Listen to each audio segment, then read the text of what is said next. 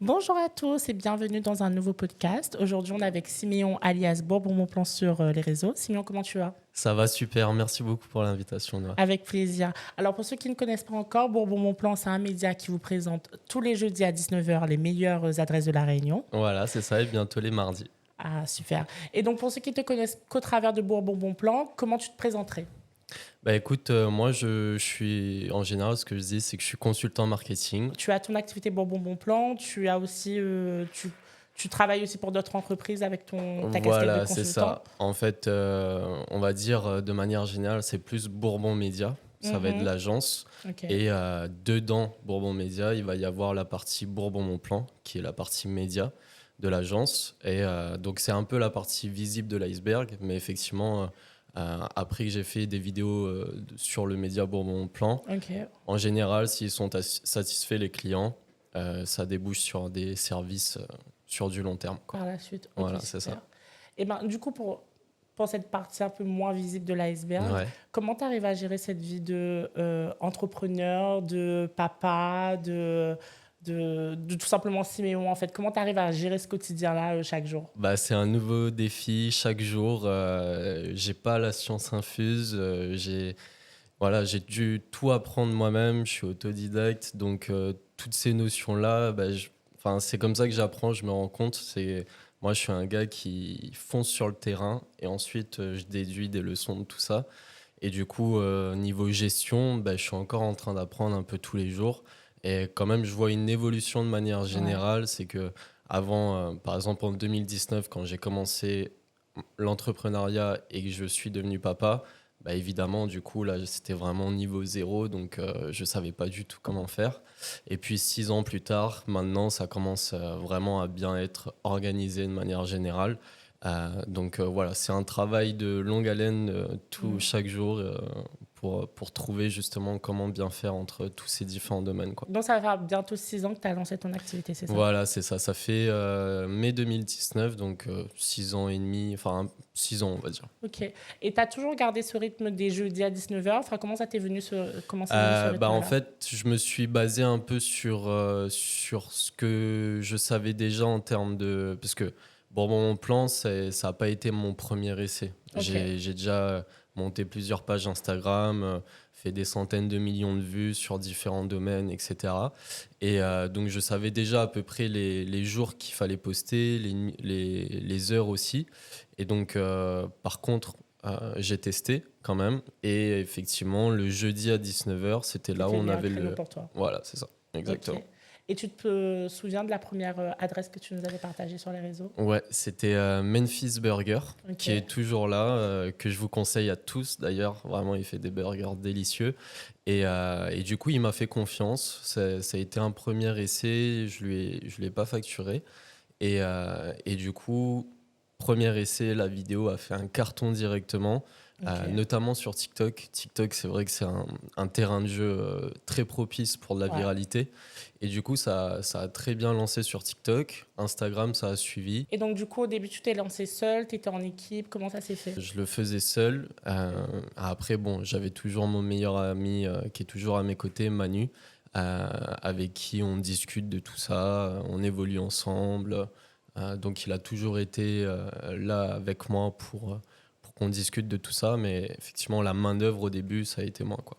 Ok. Et tout à l'heure, tu nous disais que tu étais autodidacte dans ce domaine-là. Comment, en fait, le marketing est arrivé à toi? Comment tu es tombé dans ce milieu-là, en fait? C'est une petite histoire assez marrante, en fait. Du coup, bon, je vais essayer d'être le plus concis possible. Mais en fait, quand j'ai appris que j'allais être papa, Ok. en même temps, j'avais déjà un billet d'avion qui était pris pour aller en France faire mes études là-bas. Sauf que moi, je savais déjà en fin de scolarité, un peu avant le bac, que je voulais pas faire d'études.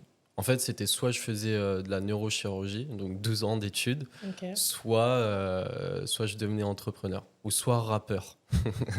Mais du coup, rappeur, j'avais pas un bon flow. Donc, je me suis dit, bon, on va aller Mhm. direct sur l'entrepreneuriat. Et du coup, j'ai toujours été intéressé par ce côté psychologie humaine, comment le comportement des gens fonctionne, comment le cerveau fonctionne, d'où la neurochirurgie. Et donc, quand je me suis retrouvé en France, j'avais fait études d'économie-gestion, Ok. mais c'était juste histoire de toucher le crous pour avoir Ouais. mes 400 balles par mois. Et, voilà, Mhm. tu vois. Et du coup, je me suis dit, bon, Simeon, tu vas être papa. T'es pas du tout prêt à ça. Tu sais pas ce que c'est. T'as encore plein de barrières mentales, plein de choses qui vont pas dans ta tête, etc. Donc, va sur le chemin du développement personnel. Donc, en fait, je me suis formé. J'ai commencé par ça, par le développement personnel.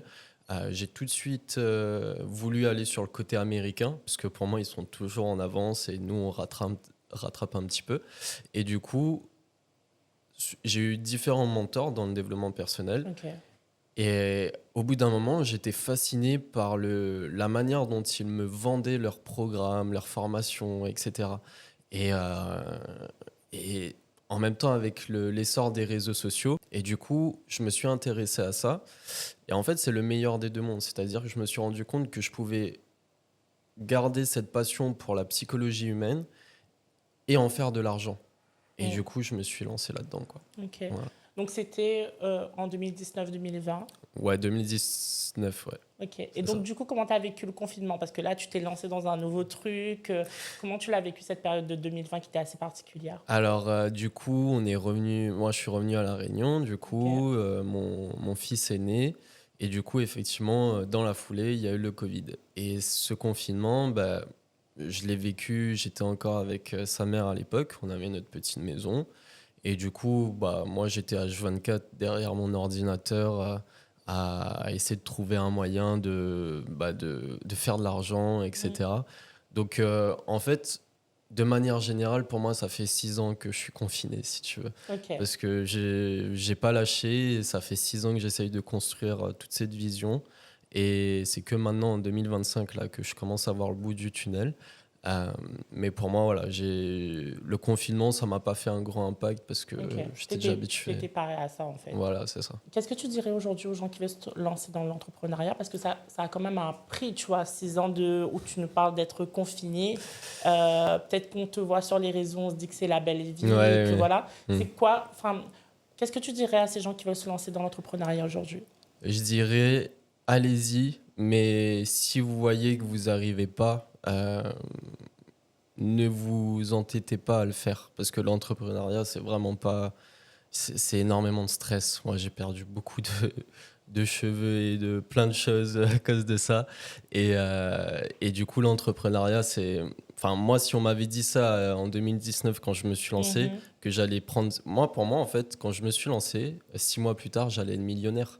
Ok. Parce que justement, c'était l'essor un peu du dropshipping, de tout ça. Tu voyais tous ces jeunes Américains devenir millionnaires hyper rapidement. Yumi Denzel, il était même pas encore aussi connu. Enfin, c'était un peu cette époque et du coup, ça vendait beaucoup de rêves. Donc, je me suis lancé. Au bout de 6 mois, j'étais en mode ah bah ouais, c'est C'est ça la ah réalité. non, ah ouais, il jouait pas en shot là. Ouais. Et du coup, ouais, l'entrepreneuriat, si vous sentez que vous avez envie d'essayer, faites-le.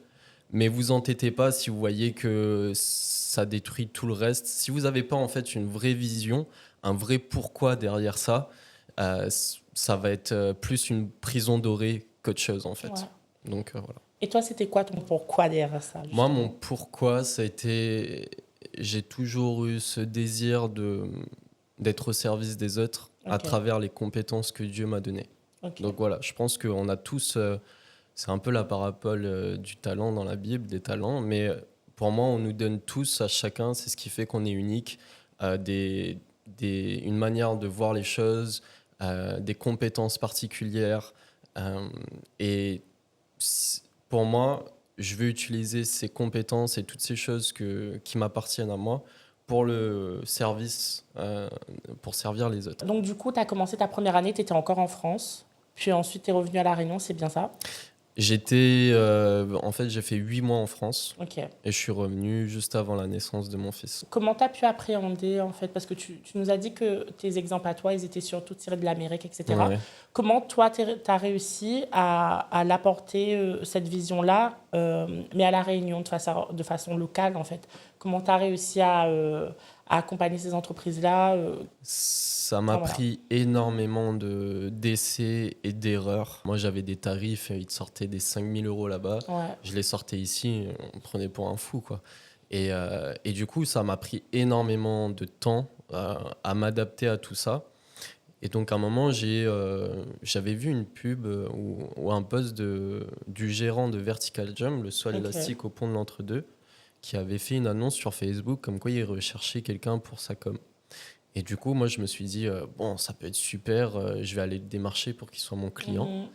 Du coup, je l'ai démarché, ça a bien matché entre nous, mais il me disait, moi, je veux vraiment mettre ça en interne, je vais pas mettre de budget pour externaliser et tout.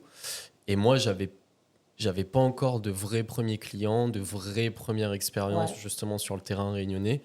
Donc, je me suis dit, bon, Siméon, nouveau sacrifice, tu mets de côté ton développement entrepreneurial pendant un temps et tu vas tu vas être employé à Vertical Jump et développer tes compétences là-bas.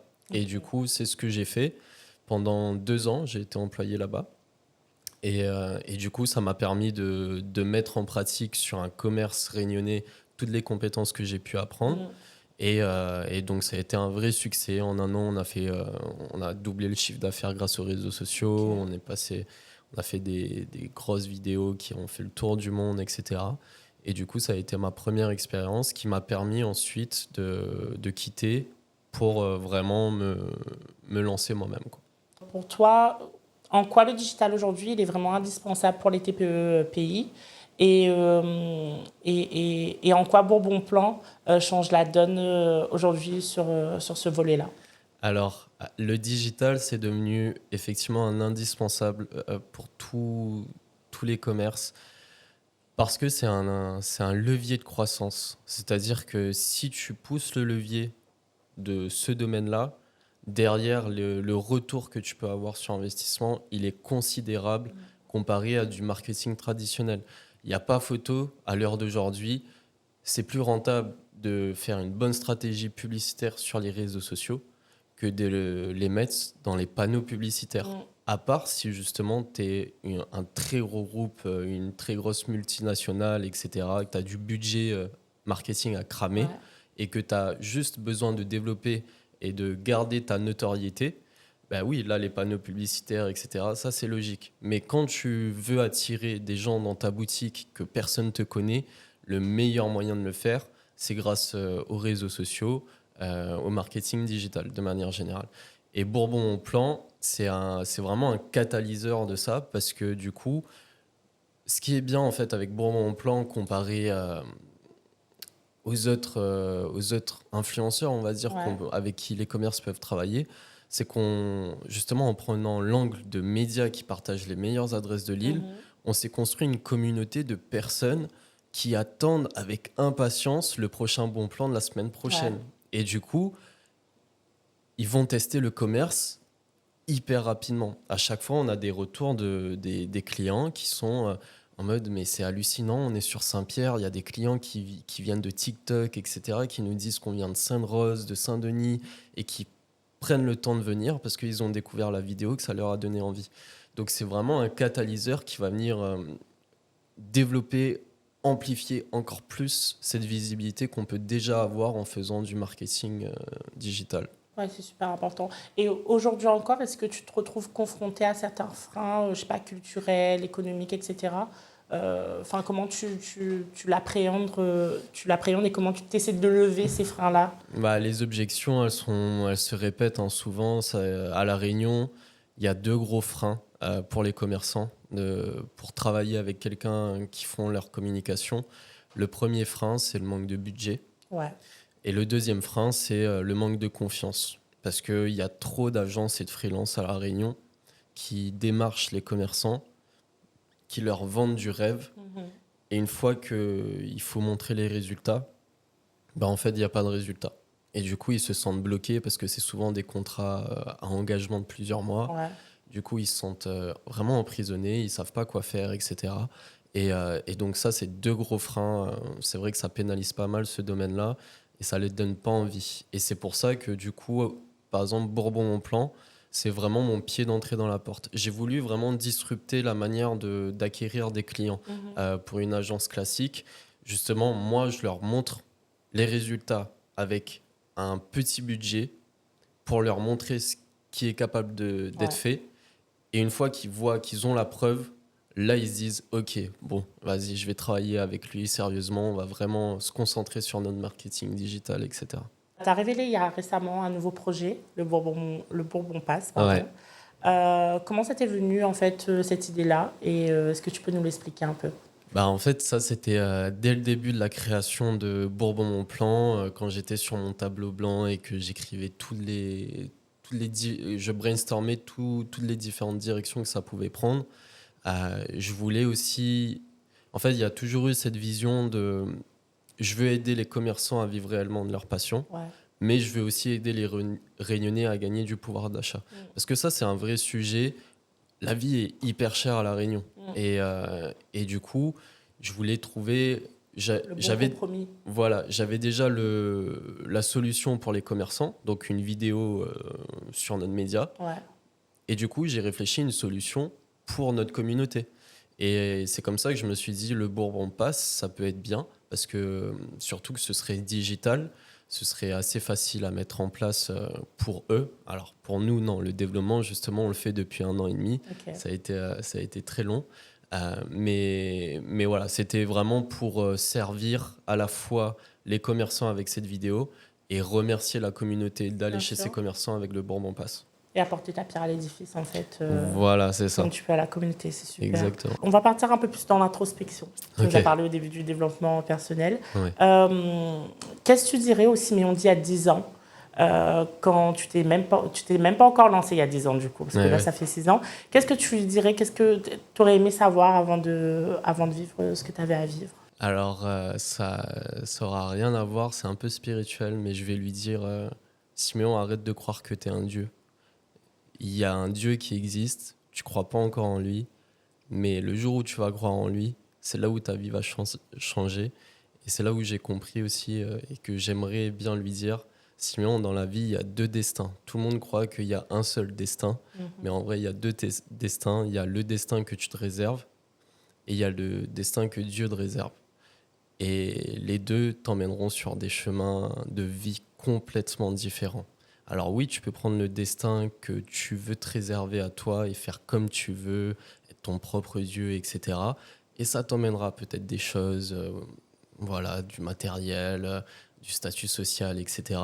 Mais si tu veux être vraiment comblé intérieurement, être épanoui, et peu importe ce qui se passe, que dans les bons comme les mauvais moments, crois en Dieu, va sur le chemin que Dieu te mène. Et la distinction, elle est très simple. Tu as un chemin qui paraît difficile et un chemin qui paraît hyper facile. Va sur le difficile, parce que c'est là où tu auras les plus grandes récompenses. C'est un très beau message, en tout cas. Merci. Et du coup, si on le faisait dans l'inverse, si on se projetait dans 10 ans, qu'est-ce qu'on pourrait te souhaiter? Qu'est-ce que tu aimerais que le Siméon se rappelle de ce qu'il a vécu depuis tout ce temps? Qu'est-ce que tu lui dirais? Je lui dirais, Siméon, ta vision de voir tout ça comme un jeu, comme un marathon et pas comme un sprint, garde cette vision. Parce que celui qui gagne à la fin, c'est pas le plus rapide, c'est pas le plus fort, c'est aucun de ça. C'est celui qui est encore là, malgré tout, qui est là jusqu'à la fin. Donc, continue de pas abandonner. Regarde, au bout de 6 ans, tu commences enfin à pouvoir voir tout ça. Je suis invité sur ce podcast, c'est cool. C'est des petites réussites qui sont super bien. Mais voilà, c'est parce que justement tu vois tout ça comme un marathon et que Tu es constant dans ce que tu fais. tu es constant et surtout que j'ai pas envie de réussir juste pour avoir un max de thunes. Parce que en vrai, j'aurais pu depuis longtemps faire beaucoup de types de business qui sont pas éthiques mais qui font un max de thunes. Et continue de vouloir faire de l'argent en apportant de la valeur parce que c'est ça qui va te combler, qui va continuer à te combler Un bel au fil impact. du temps. Voilà, c'est ça. Si tu devais nous parler un peu de tes actualités récentes, tu nous as dit tout à l'heure que ça allait changer aussi les jeudis à 19h. Alors, est-ce que ça va changer ou est-ce que tu vas rajouter le mardi par rapport à ça? Alors, Comment ça se passe? l'objectif final, c'est de vous sortir une vidéo par jour. Un Ok. bon plan par jour, sauf le week-end, comme ça vous respirez. Mais oui, première étape, ça va être de rajouter le mardi. Et comme ça, on pourra partager 8 bons plans par mois à peu près. Ok. Donc ça, c'est la première étape. Et puis l'autre nouvelle, c'est que derrière moi, je me suis fait incuber. Donc j'ai un groupe qui est derrière moi. Et du coup, on va pouvoir bien développer Bourbon Mon Plan et Bourbon Média dans son ensemble. Ça va prendre beaucoup, beaucoup de tournures. Il y a le business plan, il est là, il est validé par l'investisseur. Donc voilà, là, ça va se lancer d'ici la fin d'année. Il va y avoir beaucoup plus de choses, mais je ne peux pas tout dire. Ok, super. En tout cas, on te souhaite de réussir dans tout ce que tu Merci entreprends. beaucoup. Tu nous as parlé un peu avant l'émission que tu allais agrandir l'équipe en prenant un alternant, Ouais. en plus de chez nous. Ouais. Très bon choix. En même Comment temps. tu envisages la poursuite avec cette équipe? Alors, pour l'instant, vous étiez à 2, c'est ça? Là, à l'heure actuelle, j'ai Manu qui fait les prises de vue. Ok. Et j'ai Maël qui est aussi un alternant de chez vous. Maël qui fait mes montages vidéo. Et Ok. donc voilà, là j'ai délégué ces deux choses-là. Et puis après, l'équipe, l'idée ce sera de doubler un peu ces rôles-là, d'avoir aussi un commercial, une assistante. On est souvent aussi, en tant qu'école, confronté à ces freins-là pour les entrepreneurs, pour les entreprises, pour leur parler de l'alternance, en fait, des bienfaits Ok. de l'alternance. On sait que des fois, ça peut faire peur, on peut avoir des réticences au niveau management, parce que c'est un peu délicat et c'est un peu spécial d'être alternant, parce que c'est comme taper à une porte en disant « Coucou, prenez-moi pour des Ouais. compétences que je n'ai pas encore ». Ouais. Comment tu arrives, toi, à manager, à donner ta vision à un jeune, en fait, tout en laissant la personne apprendre aussi, parce que c'est ce que... Bah ouais, moi ce que j'aime bien avec les alternants, c'est que justement c'est un peu comme, je sais pas, une pâte d'argile qui est à faire en fait. Et donc je peux le modeler. Je sais que de base, grâce justement à leur école, ils vont apprendre les bases. Mais moi, je suis un grand fan du terrain et je sais que quand tu es sur le terrain, tu apprends des choses que tu peux pas apprendre en école. Et du coup, pour moi, c'est très bien puisqu'il a les premières bases d'école, les outils, les choses comme ça, la manière un peu de réfléchir. Et moi, je viens justement amplifier ça avec justement ma manière de faire, ce que j'ai appris sur le terrain, etc. Et du coup, pour moi, j'adore les alternants, quoi, parce que justement, ils peuvent être là dès le début de l'entreprise et se construire quelque chose de solide. Pour moi, c'est mieux qu'avoir un employé. Parce que du coup, tu peux vraiment. Il n'a pas d'a priori. Il est en train d'apprendre, justement. Donc, il demande que ça. Apprendre, faire, etc. Et du coup, c'est génial pour moi, quoi. Je peux vraiment lui apprendre tout ce que je veux. Et ben voilà, faites comme Siméon, prenez un alternant, faites le bon choix. Exact. On va bientôt arriver à la fin de ce podcast. Est-ce que tu as quelque chose à dire, un mot de fin? Qu'est-ce que tu aimerais avec quoi tu aimerais nous laisser aujourd'hui? Si au fond de vous, vous avez un projet, une vision, au fond de votre cœur, et que vous sentez dans tout votre corps que vous avez envie de le faire, s'il vous plaît, faites-le. Faites-le. Ne vous laissez pas avoir par le monde ou par la peur du regard des autres qui est amplifié avec les réseaux sociaux. On s'en fout de tout ça. Si Dieu vous a mis ce projet, cette vision dans votre cœur, c'est que vous êtes capable de le faire. Sinon, vous ne l'aurez pas. C'est unique à chacun.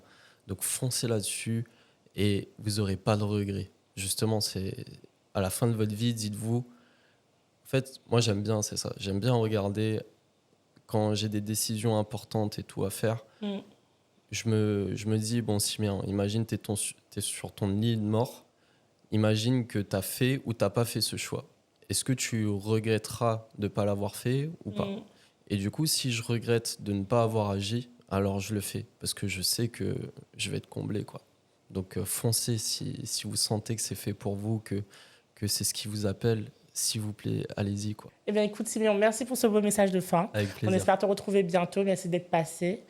J'espère en tout cas que ce podcast vous a plu. On vous invite à aller suivre la page de Siméon Bourbon Mon Plan, parce qu'il y a plein d'autres choses qui vont arriver bientôt. Effectivement, allez-y. Et nous, on se dit à la prochaine pour le prochain podcast avec un nouvel invité.